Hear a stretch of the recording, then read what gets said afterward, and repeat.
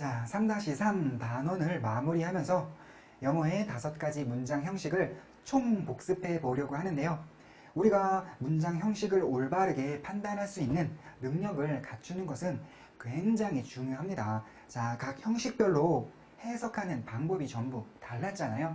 자, 우리가 이 문장의 형식을 올바르게 판단하기 위해서는 특별히 이 동사 이후에 어떠한 성분들이 나오는지를 잘 알고 있어야 하는데, 이때 목적어니 보어니 하는 그 성분의 이름들만으로는 조금 부족하고요. 보다 구체적으로 목적어로서는 어떠한 모습들이 나타날 수 있는지, 또 보어로서는 어떠한 모습들이 나타날 수 있는지까지 구체적으로 알아놓으셔야 되겠죠. 자, 여러분들이 선생님의 이 설명을 듣고 나면은 어쩌면 이러한 점이 궁금해질지도 모르겠어요. 자, 영어 문장을 독해할 때, 해석할 때 문장 형식을 판단하는 것이 중요하다면 먼저 넓게 봐서 문장 형식을 판단하고 그 다음에 다시 처음으로 가서 처음부터 다시 독해를 하는 이러한 두 번의 과정을 거쳐야 하는 것인가?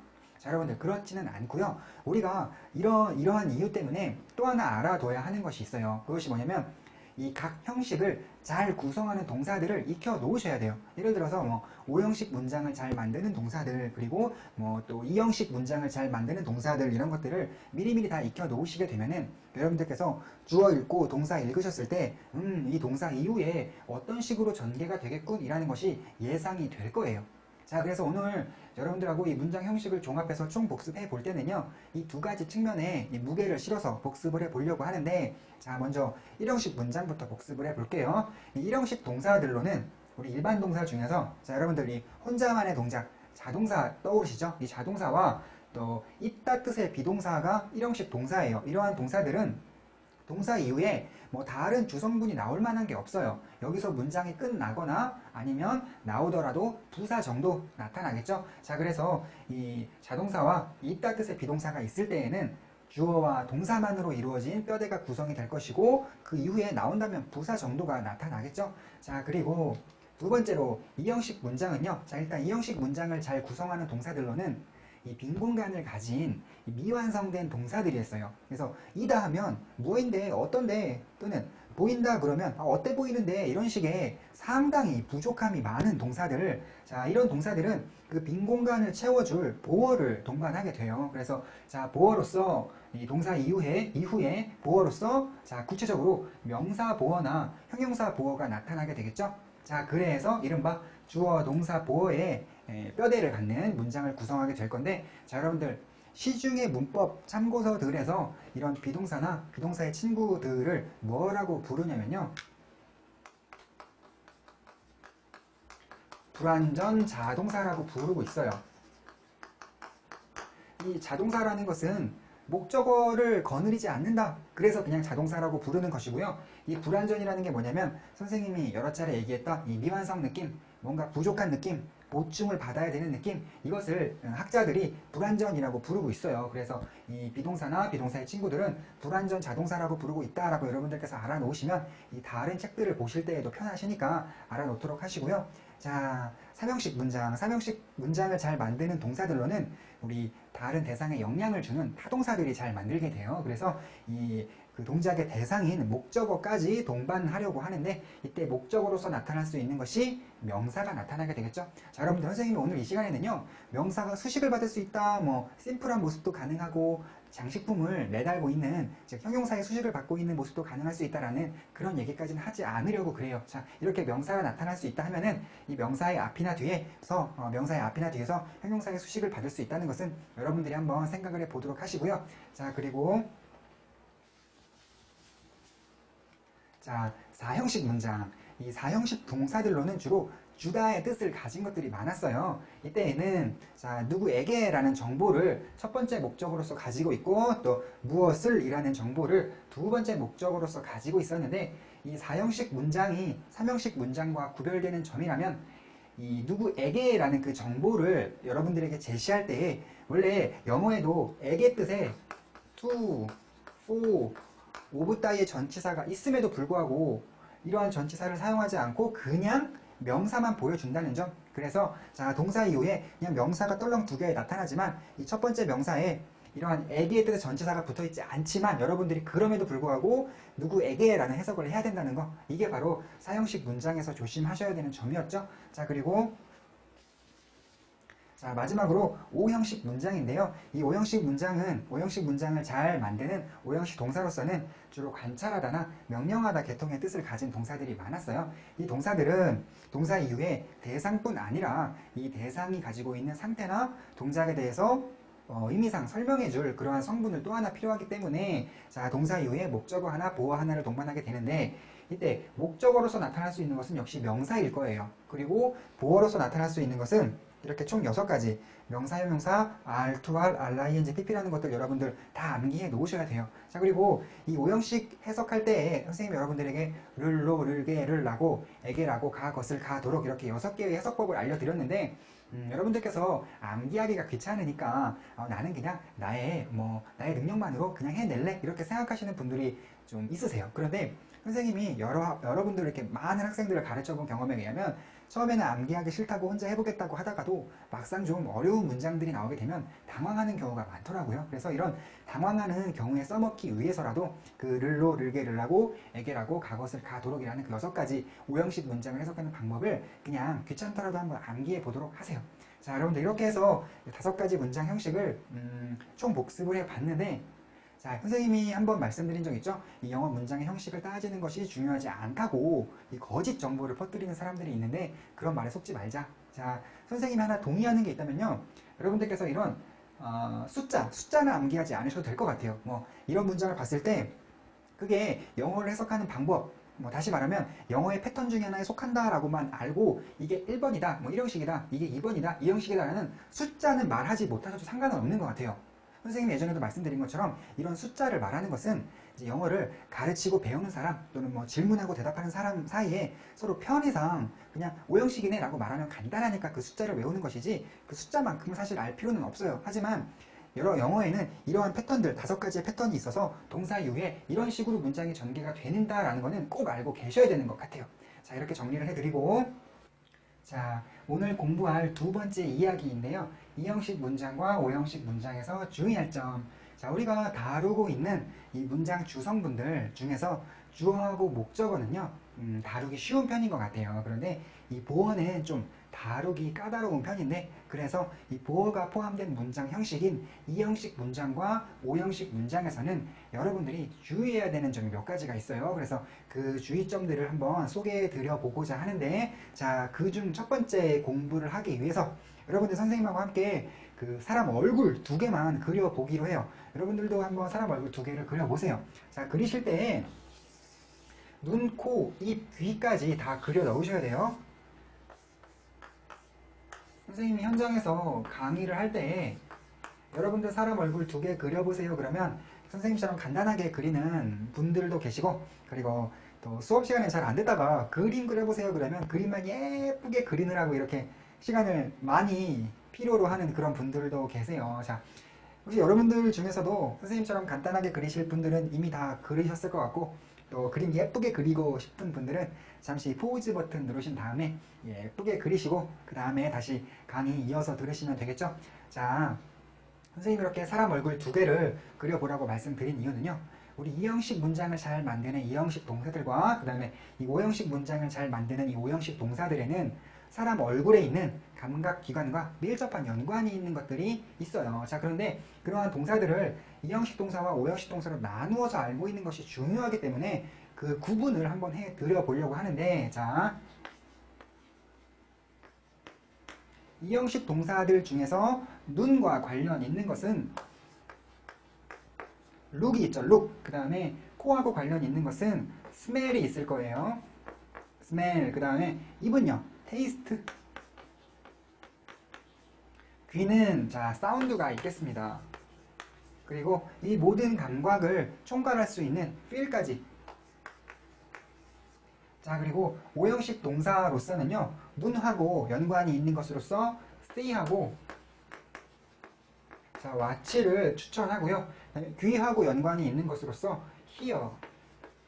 자, 그리고 이 감각들을 다 총괄할 수 있는 것으로서 feel까지. 자, 2형식 동사들은 2형식 동사인 만큼 뒤에 보어를 동반하게 되겠죠? 그리고 오형식 동사들은 목적어와 보어를 동반하게 될 거예요. 자, 이런 식으로 어떠한 문장을 구성하게 될지라는 그런 구분도 명확히 해 놓으셔야 되고, 자, 그리고 이 이형식 동사와 오형식 동사의 의미 차이까지 잘 알고 계셔야 되는데, 자, 일단 같은 눈에 해당하는 look하고 see watch를 한번 구분해 볼게요. 자, 여러분들 이 이형식 동사는 선생님이 비동사의 친구라고 이름을 붙여 놓은 것처럼 아, 죄송합니다. 이 비동사를 대신해서 사용할 수 있는 동사들이에요. 즉 주어의 상태를 설명하기 위한 동사인데, 주어는 어떻다라고 말할 때 너무 단정적이니까 우리가 판단을 내린 것 같은 그런 느낌을 실기 위해서 주어는 어떻다 대신에 주어는 어떠해 보인다 이런 식으로 말하는 약간의 차이점만 있는 거잖아요. 그렇기 때문에 이 look은요 보다가 아니고 보인다예요. 보인다. 자, 그래서 이 look의 뜻은 보이다. 반면 이 see하고 watch는 목적어가 뭐 하고 있는지를 보다 이거죠. 보다. 그래서 이 see하고 watch의 뜻은 보다. 자, 그 다음에 또 겹치는 것으로서 귀가 있겠는데, 자, 이 사운드 역시도요, 이 주어가 어떻게 들린다 이거예요. 들린다. 그래서 이 사운드의 의미도 들리다. 반면 이 오형식 동사인 hear는요, 목적어가 뭐 하고 있는지, 예를 들어 뭐 친구가 노래하고 있는 걸 듣다죠. 듣다. 그래서 자, 이 오형식 동사인 hear의 뜻은 듣다입니다. 듣다. 자, 그래서 보인다인지 보다인지 들리다인지 듣다인지를 여러분들이 명확하게 구분해 놓는 것이 중요한 것 같아요. 마찬가지로 이형식 동사로서 쓰이게 되는 feel 같은 경우는요, 뭐 이 종이가 거칠게 느껴진다 이런 식으로 이 종이의 상태를 밝히고자 하는 것이기 때문에 이 feel은 느껴지다고요. 이 오형식 동사로 쓰이게 되는 feel 같은 경우에는 목적어가 뭐 하고 있는지를 느끼다 또는 목적어를 어떤 상태로 느끼다 그런 뜻이잖아요. 그래서 이 feel은 느끼다가 되겠어요. 자, 여러분들 이렇게 의미 차이까지 명확하게 구분을 해 놓으실 수 있어야 될 것 같아요. 자, 또 뭐 시중의 문법 책들에서 이 오형식 동사 중에서 얼굴과 연관성이 있는 요 정도를 묶어서 뭐 지각 동사라고 부르고 있다는 것도 그냥 아울러 알아두시면 뭐 다른 책들을 보시기 편하실 테니까 이제 그 정도까지도 알아놓도록 하시고요. 자, 그리고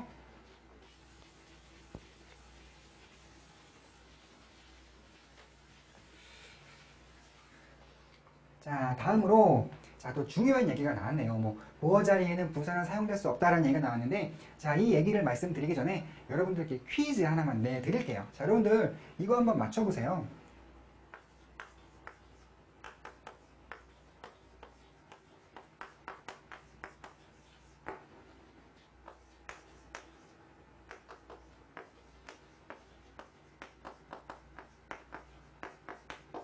자, 위의 문장과 아래 문장 두 개 중에서 어떤 것이 더 자연스럽게 느껴지시나요?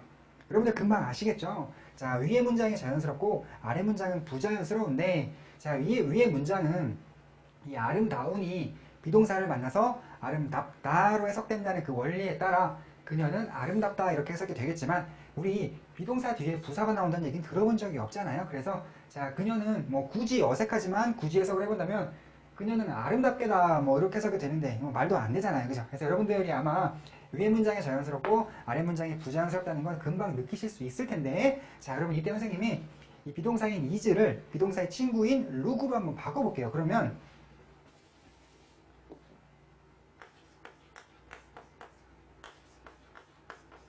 자, 뭔가 어떻다라는 단정적인 느낌을 어떠해 보인다라는 식으로 이렇게 우리가 보고서 그녀의 상태에 대해 어떠한 판단을 내린 것과 같은 그런 느낌을 실어서 그녀의 상태에 대해 설명을 하기 위해서 비동사를 비동사 친구로 바꾼 것 뿐이죠.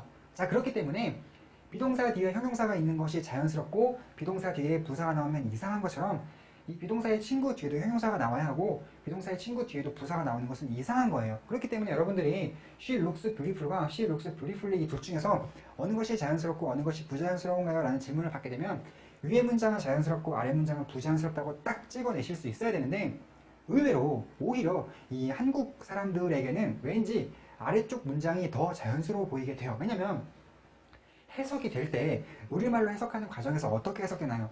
자, 그녀는 아름답게 보인다라고 개자가 들어가게 해석이 되죠. 우리나라 사람들 생각에는 왠지 개자가 들어가면 이렇게 부사를 골라야 될 것 같은 생각이 드는데, 선생님이 예전에 말씀드린 적이 있는 것처럼 영어에서 보자면, 이 영어의 관점에서 보자면 이 보인다 뒤에는 품사로서 형용사가 나오는 것이 올바르나 우리말로 해석되는 과정에서 이 둘을 어우러지게 함께 읽다 보니 그냥 우연찮게 개자가 나온 것 뿐이지 꼭 개라고 할 필요도 없어요. 그냥 아름다워 보인다, 아름다워 보인다라고 할 수도 있고 아름답게 보인다라고도 할 수 있는 것이지만, 우리가 분명하게 알아야 되는 것은 원래 영단어로는 형용사였다. 그런데 우연히 그냥 개자가 나온 거다. 이 원리를 알고 계시고, 비동사가 있을 때 형용사가 있어야 되는 것만큼 비동사의 친구가 있을 때에도 형용사가 있어야 되는 거다라는 이런 원리를 알고 있어야만 위의 문장이 올바르다는 걸 골라낼 수가 있겠죠. 자, 그래서 그냥 이런 원리를 모르고 그냥 해석만으로 접근하다 보면 오히려 아래쪽이 자연스럽다고 고를 염려가 크고, 또 이러한 점들에 학생 여러분들이 많이 속을 수 있다는 걸 알기 때문에 이 어떤 시험 문제를 출제하시는 분들께서 이러한 점을 응용해서 문제를 많이 내세요. 자, 여러분들이 꼭 그런 문법 문제를 풀기 위해서 알아놓는다라고 생각하지 마시고, 여러분들 영작하실 때에도 올바른 품사를 쓰셔야 될 거 아니에요. 그래서 자, 너무 이 문제 풀기 위해서 공부한다 생각하면 따분해질 수 있으니까 나는 영작까지 염두에 두고 공부하는 거야 라는 그런 어떤 가벼운 마음으로 자, 이 문제를 푸는 요령을 한번 알려드려 보면요, 어떤 식의 문제가 나올 수 있냐면, 이렇게 주어 동사 있고 이 세 번째 요소로서 형용사 하나하고 부사 하나를 같이 제시를 한 다음에 어떤 게 맞는지 골라볼래? 라는 문제가 나와요. 물론 이 세 번째 요소의 해석이 개로 되겠죠. 자, 그러면 여러분들이 개자가 나왔다고 해서 우리가 어떻게 하면 부사니까 무조건 부사 이렇게 고르시면 절대 안 되고, 자, 만약에 이 세 번째 요소로서 형용사가 나왔다는 것은요, 우리 문장 구성의 원리를 살펴보면 보어로서, 지금 보어로서 사용했다는 것이에요. 자, 보어, 특히 지금 보면 주격 보어니까 우리가 이 형용사를 선택했다는 것은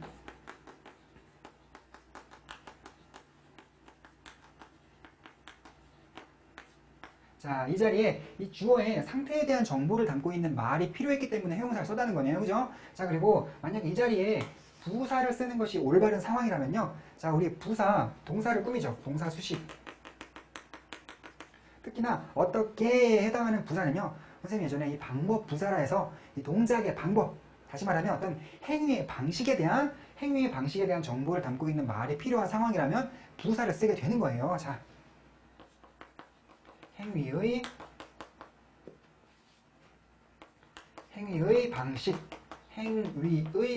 자, 그래서 여러분들이 이 문장 구성의 원리만 올바로 이해하고 계신다면, 자, 지금 나는 이 자리에 주어의 상태를 설명할 수 있는 말이 필요해. 그러면 형용사를 고르시면 되고, 나는 동사를 꾸미는 이 행위의 방식에 대한 말이 필요해. 그러면 부사를 고르시면 돼요. 자, 그런데 이런 어떤 주어의 상태 설명이냐 행위의 방식이냐 하는 것이 잘만 이해가 되면 오히려 더 쉬운 방법일 수도 있는데, 이게 잘 이해가 안 되면 좀 어렵게 느껴질 수도 있더라고요. 그래서 선생님이 이런 어떤 문장 구성의 원리로 이런 문제를 푸는 방법도 물론 중요한 방법이라서 여러분들 이 내용도 필기를 해 놓으셔야 되지만, 선생님 이제 이런 문제를 푸는 테크닉, 뭐 요령 하나 알려드리면요, 자, 이것도 한번 필기를 해보세요. 자, 어떻게 푸시냐면요, 이 동사를 딱 보신 다음에 동사가 비동사의 친구라면요, 뭘 택하시면 되겠어요? 이때는 형용사를 고르시는 거예요. 자, 여러분들이 비동사 친구 뒤에서는 해석이 개로 되더라도 영단어상 형용사가 나와야 한다는 거 알고 계시죠? 자, 그렇게 푸는 것이고, 만약에 비동사 친구가 아니라면요, 이때에는 뭐 어떻게 비동사 친구와 형용사가 같이 해석되는 과정에서 형용사인 것이 개로 해석되거나 하는 그런 원리가 있는 상황이 아니기 때문에 비동사 친구가 아니라면 이때는 진짜로 개자가 들어간 단어가 필요한 거 맞아요. 그래서 이때에는 부사를 고르셔야 되겠죠. 자, 이 원리로 문제를 푸시면 됩니다. 자, 여러분들, 자, 필기 한번 해보시고요. 혹시 시간 모자르신 분들은 포즈 버튼 누르시고 필기 다 하신 다음에 우리 다음으로 넘어가서 문제 한번 직접 풀어볼게요. 자, 엑서사이즈 8번의 1번 문제하고 2번 문제를 여러분들이 지금 한번 스스로 풀어보세요. 자, 포즈 버튼 누르시고 여러분들이 그 문제를 푸신 다음에 그 다음에 선생님하고 답을 한번 맞춰보도록 하죠.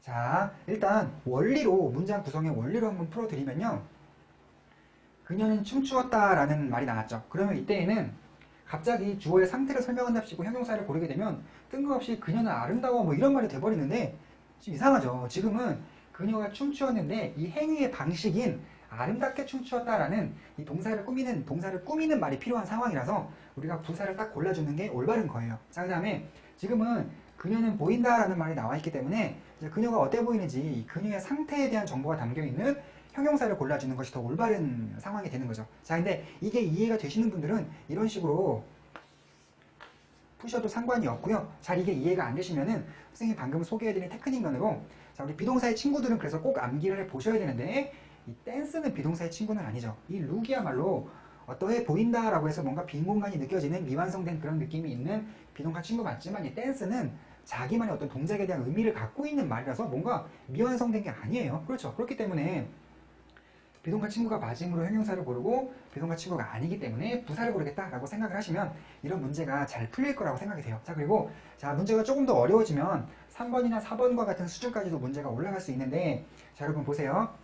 여기까지가 주어인데 이 방의 온도, 주어를 해석하니까 이 방의 온도라는 게 주어로 나와 있네요. 그 다음에 자, 이 동사 이후부터 보시면 이 remain은 어떻게 유지된다라는 뜻이고 그 다음에 뒤를 잘 보니까 우리 여태껏 기껏 비동사 친구, 이 remain도 비동사 친구거든요. 이 비동사 친구 다음에 보어 자리, 이 보어가 나와야 되는 상황이라면 부사는 사용될 수 없다라는 걸 지금 우리가 공부하고 있는 건데 기껏 공부를 했는데 이 비동사 친구 뒤에 relatively라는 부사가 나왔어요. 왜 나왔을까요? 왜? 자, 여러분들 이렇게 비동사 친구 다음에 부사가 나오는 게 전혀 불가능한 건 아닌데 어떤 경우에 나올 수도 있냐면요. 자, 이 remain의 보어로서 이 constant가 있잖아요.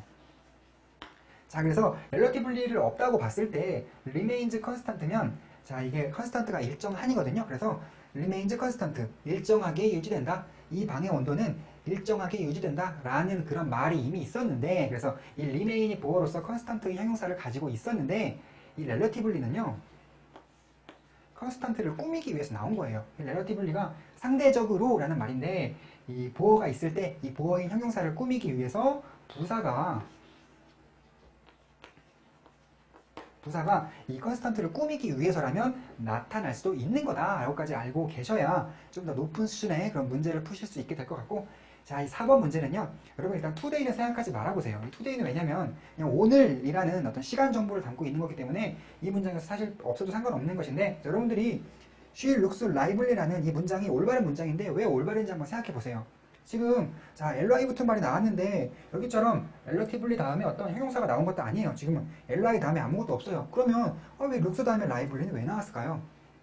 자, 여러분들 이거 알고 계시죠? ly 붙었다고 무조건 다 부사가 아니에요. 우리 ly 붙었지만 형용사라고 공부한 적이 있었는데 friendly, lovely, lively 이런 것들은 ly 붙었지만 형용사죠? 그렇기 때문에 지금은 비동사 친구 뒤에 형용사가 나온 게 맞습니다. 지금 이 lively는 생기 있는 이라는 뜻의 형용사고요. 지금은 생기 있는 이라는 말이 비동사 친구의 look 뒤에 나옴으로써 looks lively를 함께 해석해서 그녀는 생기 있어 보인다. 오늘 그녀는 생기 있어 보인다. 또는 오늘 그녀는 생기 있게 보인다 라고까지도 해석을 해볼 수가 있겠네요. 자, 여러분들 이 내용들 간추려서 ly가 붙었다고 해서 다 부사는 아니다. 그 다음에 3번처럼 비동사 친구 뒤에 보어가 있는 상황이라면 그 보어의 형용사를 꾸미기 위해서는 부사가 여기에 나타날 수도 있다라는 내용도 한번 적어 놓으시고 자, 그리고 자, 엑서사이즈 8번에 5번, 6번 문제도 한번 풀어볼 건데요. 자, 이때도 약간의 필기가 필요합니다. 자, 여러분들 우리가 영어를 해석하다 보면 원래 영어의 품사 자체로는 형용사가 나와 있지만 우리가 해석을 할 때 이상하게 마치 부사인 양 개로 해석이 되는 경우가 이 형식에만 있는 게 아니죠. 5형식에도 그런 경우가 있었어요. 왜? 를, 개, 라고 해가지고 그녀는 나를 행복하게 만든다 이때도 오면 she makes me happy잖아. happy가 아니고 happy죠. 이럴 때에도 그런 점을 주의를 해야 되는데 그래서 이때에도 역시나 어떤 문제가 나오냐면요. 주어 있고 동사 있고 목적어 있고 그 다음에 네 번째 자리에 형용사 하나하고 부사 하나하고 동시에 제시한 다음에 둘 중에 어떤 걸 고를래? 라는 문제가 나와요. 이때에도 물론 이 네 번째 자리의 해석이 개로 되는 상황이겠죠. 이때에도 원리는 마찬가지예요. 여러분들이 지금 형용사를 고른다는 얘기는 자, 아까 같은 내용이기 때문에 이 부분은 필기를 안 할게요. 형용사를 쓴다는 것은 목적격 보어를 사용하겠다는 얘기고 이 부사를 사용하겠다는 얘기는 동사를 꾸미겠다는 얘기예요. 이 목적격 보어라면 이 목적어가 가지고 있는 상태에 대한 정보가 필요한 상황이라면 형용사를 골라주시면 되는 것이고, 만약에 역시나 이 동사를 꾸미고자 한다면, 이 부사라서 동사를 꾸미고자 한다면 이 행위의 방식, 이 행위의 방식에 대한 정보가 필요한 상황이라면 여러분들이 부사를 골라주시면 되겠죠. 자, 그런데 역시나 이것이 어려운 분들을 위해서 선생님이 또 이러한 문제를 푸는 테크닉을 좀 알려드린다면요.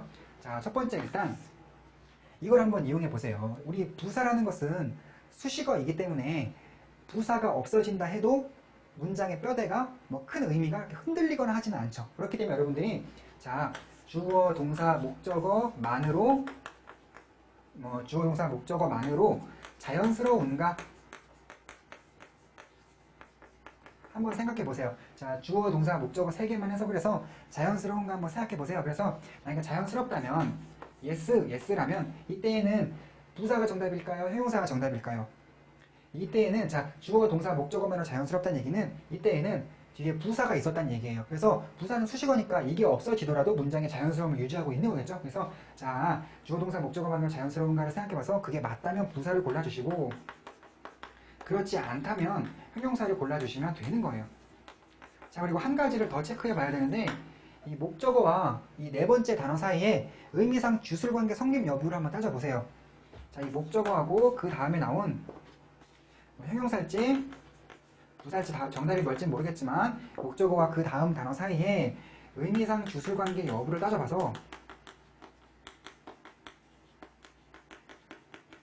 자, 이게 성립한다면 그 관계가 성립한다면 당연히 주술관계 성립하려면 형용사가 필요한 상황이 될 것이고 성립하지 않는다면요 부사를 답으로 택해 주시면 되는 거겠죠. 자, 여러분들 이 내용도 한번 필기를 해 보신 다음에 자, 필기해 보시고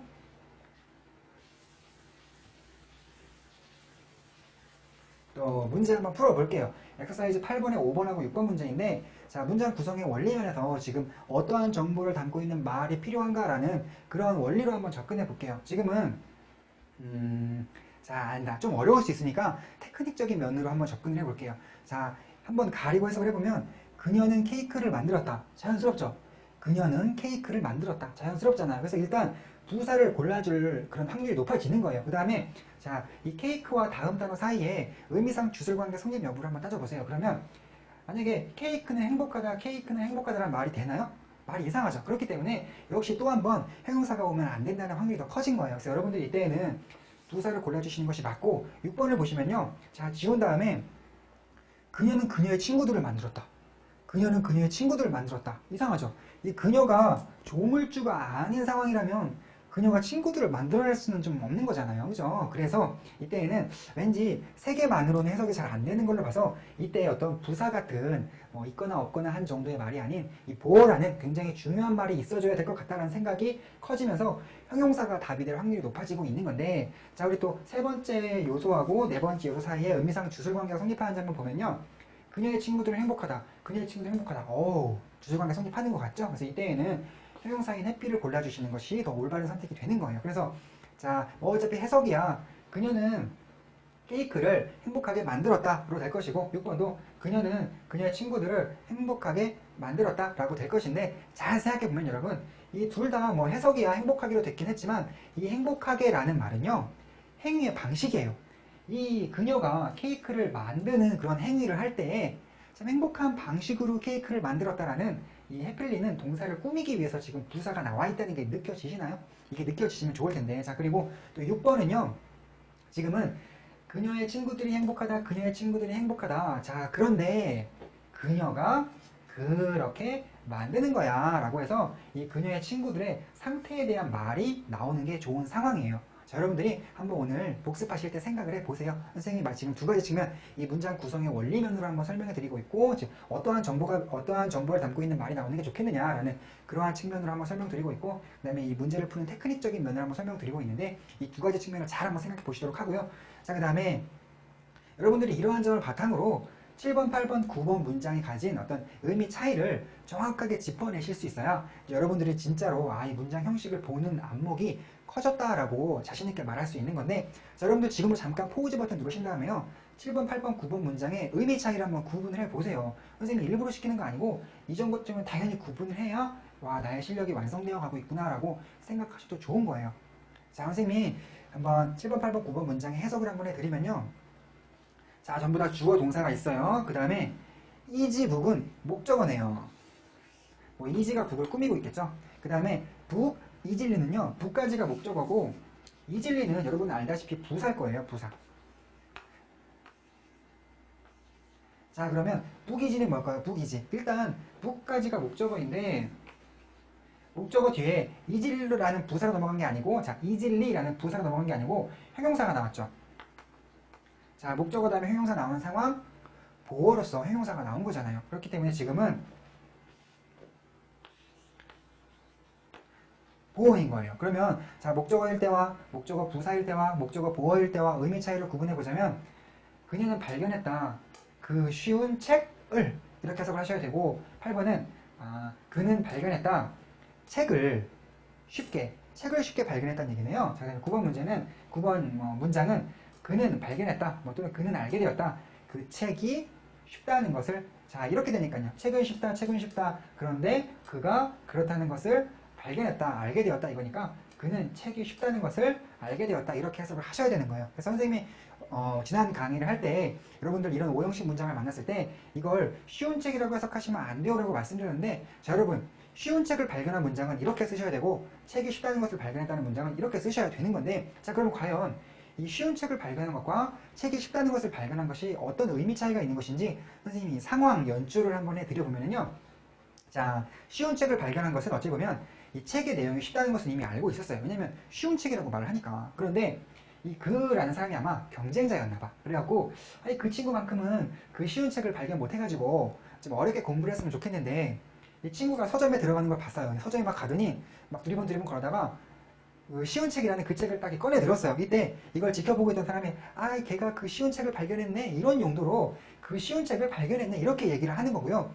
책이 쉽다는 것을 발견한 거는요, 이때는 책 자체는 이미 가지고 있었다고 봐도 괜찮아요. 책은 이미 가지고 있었는데 책의 내용을 몰랐던 거죠. 책을 읽어보지 않아서 책의 내용을 몰랐다가 책을 읽어보니 책의 내용이 쉽네 이럴 때 책이 쉽다는 것을 알게 되었어. 이런 의미 전달하고 싶을 때에는 이런 식으로 영작을 해주셔야 되는 거예요. 자, 그리고 이 8번은 책을 쉽게 발견했다는 것은 여러분 다 아시겠지만 친구 몰래 책을 숨겨놨는데 친구가 화장실 갔다 오더니 금방 찾은 거야. 여기 있네? 이렇게 찾았을 때 걔가 책을 되게 쉽게 발견했어. 이런 식으로 말을 할 때 이런 8번과 같은 문장을 사용하는 거니까요. 여러분들이 7번, 8번, 9번 문장의 어떤 의미 차이를 정확하게 구분할 수 있어야 이 영어 문장의 패턴을 느끼는 그런 실력이 거의 완성되어 간다라고 말할 수가 있는 거예요. 굳이 이제 숫자 얘기해본다면 주어, 동사, 목적어, 주어, 동사, 목적어로 구성된 7번, 8번 같은 경우에는 3형식 문장이 될 것이고, 이 주어, 동사, 목적어, 보어로 구성된 이 9번 문장은 5형식 문장이 되겠죠. 자, 여러분들 이 정도까지 알아두시면 될 것 같습니다.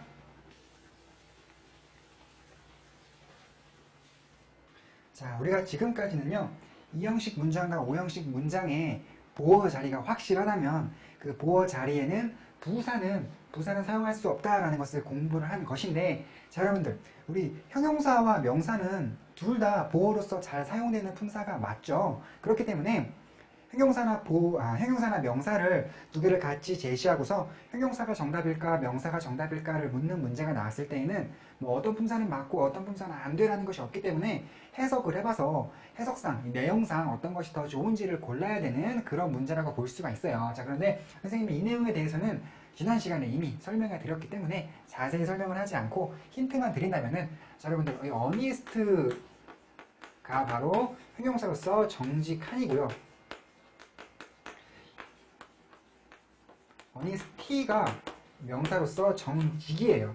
여러분들이 자, 선생님 지금 화면에 목적어와 보어 사이에 비동사를 넣어본다 이 말은 쉽게 말하면 이 목적어와 보어 사이에 의미상 주술관계가 어떤 게 올바른지 생각해봐라 이건데, 자, 여러분들 그는 정직하다가 좋으세요? 그는 정직이다가 좋으세요? 자, 그는 정직하다 이게 훨씬 좋죠. 그래서 그는 정직하다 이건데 내가 그렇다고 생각하는 것이니까 나는 그를 정직하다고 생각한다, 이렇게 이런 의미를 만들어낼 수 있는 이 지금은 honest가 정답이 될 수 있겠고요. 자, 2번 문장에서는요 best policy in life가 목적어예요. 그래서 in life가 인생에서의 그러니까 인생에서의 최고의 정책은, 자, 이번에는 인생에서의 최고의 정책은 정직이다가 좋으세요? 인생에서의 최고의 정책은 정직하다가 좋으세요? 이때는 정직이다가 좋겠죠? 그래서 이번에는 honesty를 골라서 나는 생각한다. 인생에서의 최고의 정책은 정직이라고 이런 식으로 문장을 만들어가는 것이 훨씬 자연스러울 것 같고요. 그 다음에 자, 이제 2형식과 5형식에서 주의할 점 마지막인데 2형식 동사 중에 seem이나 appear 그리고 5형식 동사 중에 believe, think, consider 이 believe, think, consider 세 가지를 쉽게 암기하시도록 선생님이 이제 B, C, T를 따서 BCT다 이렇게 뭐 만들어 놓았는데 여러분 이 CT는 도시를 한번 생각해 보세요. city 도시.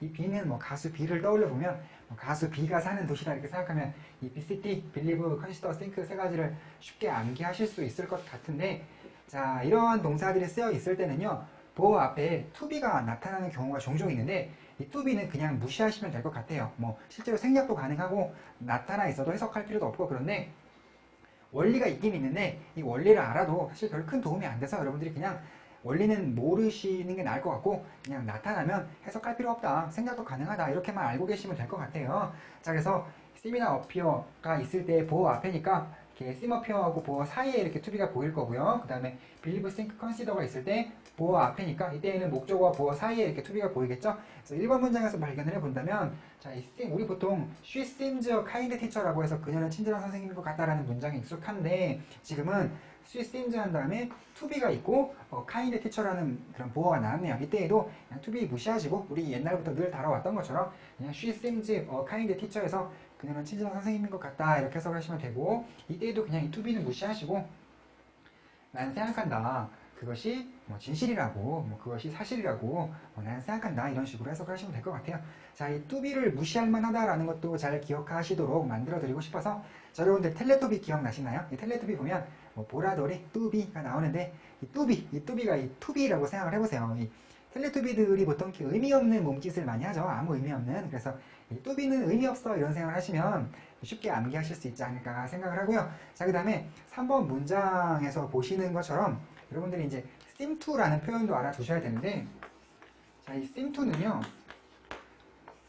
주어 동사 사이로 파고들기를 해요. 그래서 seem to가 주어 동사를 파고들게 되면 이때 동사는 또 뭐 원형 동사의 원형으로 바꿔줘야 되고 하는데 여러분들이 이 seem to 원형을 그래서 어떻게 해석하시냐면 뭐뭐 하는 것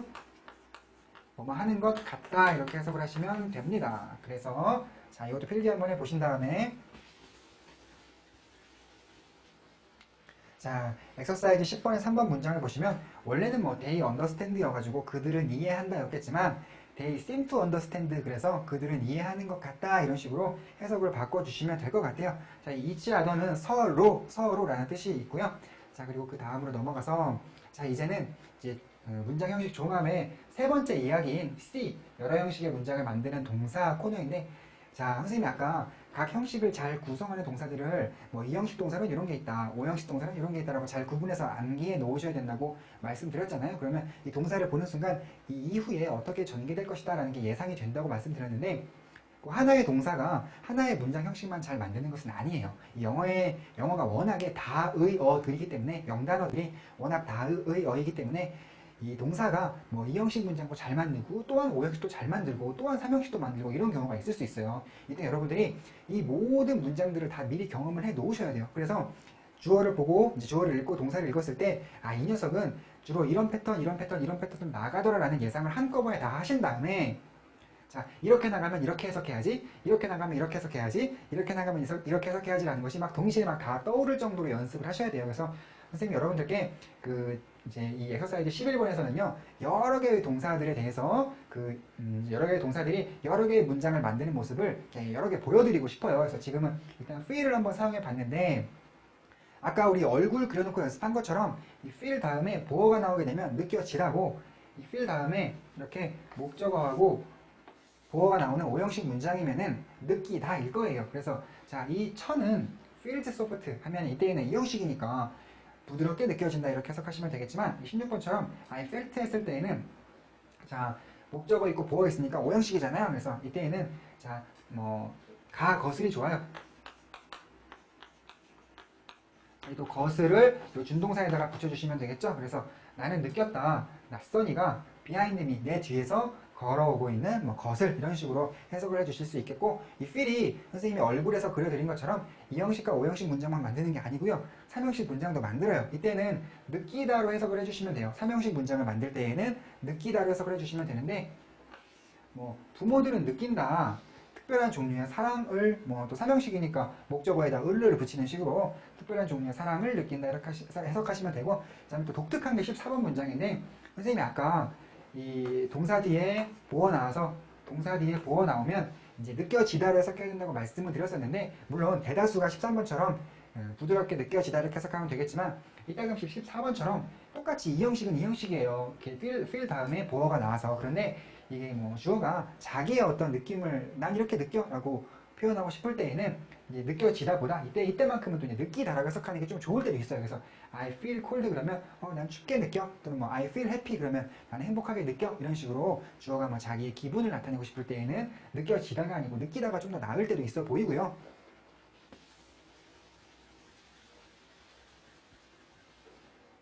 자, 그리고 make를 통해서 말씀드리고 싶은 것은요, 자, 여러분들 동사 뒤에 명사가 2번 연속 나왔을 때에, 자, 뭐 IO, DO, 뭐 목적어가 2번 나왔다고 봐서 4형식 문장으로 보시겠어요? 아니면 목적어 한번, 보어 한번 나왔다 해서 5형식 문장으로 보시겠어요? 둘 다 가능하거든요. 자, 그런데 자, 여러분들이 4형식 동사와 4형식 문장을 잘 만드는 4형식 동사와 5형식 동사를 구분해 놓으시면은 사실 고민하실 필요가 없어요. 4형식 동사하고 5형식 동사하고 구분이 잘 되는 편이기 때문에 걱정할 필요는 사실 없는데, 유독 make만이, 이 make만이 명사가 2번 나왔을 때 4형식일 가능성과 5형식일 가능성을 같이 가지고 있는 유일한 게 make 정도 되는데, 자, 이때는 여러분들이 어떻게 하시면 되냐면 원리대로, 자, 누구에게 무엇을 만들어 주는 게 좋다면 4형식일 것이고, 자, 목적어와 보어 사이, 즉 이 명사와 명사 사이에 의미상 주술관계가 성립된다고 봐서, 예를 들자면 자, 30번 문장처럼 그는 의사다 해서, 자, 그는 의사인데, 자, 그런데 내가 그렇게 만들었던 거야. 이래서 나는 그를 의사로 만들었다. 이렇게 해석하는 것이 더 좋은 상황이 있으니까, 자, 여러분들 이 경우가 바로 29번 문장이고요.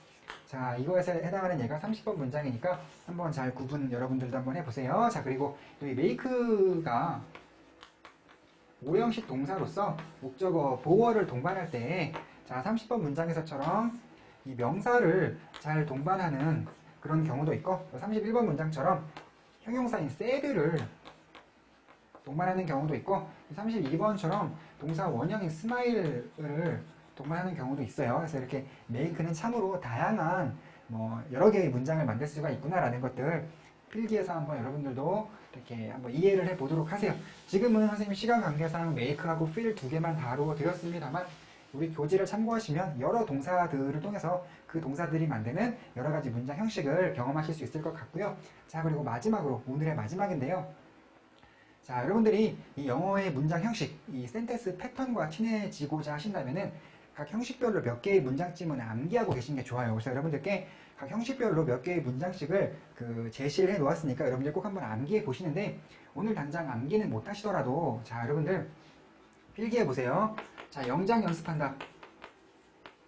암기는 못해도, 자, 이 영어 부분을 가리고 한글만 본 다음에 이걸 영장 연습 한번 해보세요. 자, 그리고 두 번째로 해석 연습도 당연히 해야 되는데, 이 해석 연습하실 때에는요, 자, 직독직해도 해보시고 우리말식도 해보세요. 이 직독직해란 동사를 제일 먼저 하라는 얘기죠. 그냥 어순대로, 자, 본다, 해가 지는 것을 이렇게도 해보고, 우리말식이라는 것은 선생님이 지금 써놓은 것처럼 동사를 마지막에도 해보라는 얘기예요. 그래서 해가 지는 것을 본다, 이런 식도 우리가 때에 따라서는 이 영어 문장이지만 어쩔 수 없이 불가피하게 우리말식으로 좀 동사를 마지막에 하는 식의 독해를 할 때도 있기 때문에 두 가지 연습을 다 해보시는 게 좋아요. 그리고 마지막으로, 자, 주어 없는 환경에 적응한다. 주어 없는 환경에 적응한다. 선생님이 이 예문들 모두에서 주어를 다 빼놨어요. 그런데 자, 우리가 이 영어를 잘하려면 주어 없는 환경에 적응하는 것이 중요합니다. 왜냐면 여러분들이 love you를 해석해보세요 그러면 못하세요. 막 사랑스러운 당신 막 별게 다 나오고 난리가 나거든요. 그런데 자, I를 쓰면 나는 당신을 사랑하다는 게 쉽게 되는데, 이게 I만 주면 해석이 잘 안 돼요. 그런데 여러분들 우리가 영어를 잘하려면 이 주어가 없을 때에도 해석할 수 있는 능력을 갖춰놓는 게 굉장히 필요하답니다. 그래서 여러분들 이 필수 암기사항 여러 개의 문장에 대해서 이 세 가지 선생님이 말씀드린 거 한번 다 따라서 해보도록 하시고요. 오늘 강의 마치겠습니다.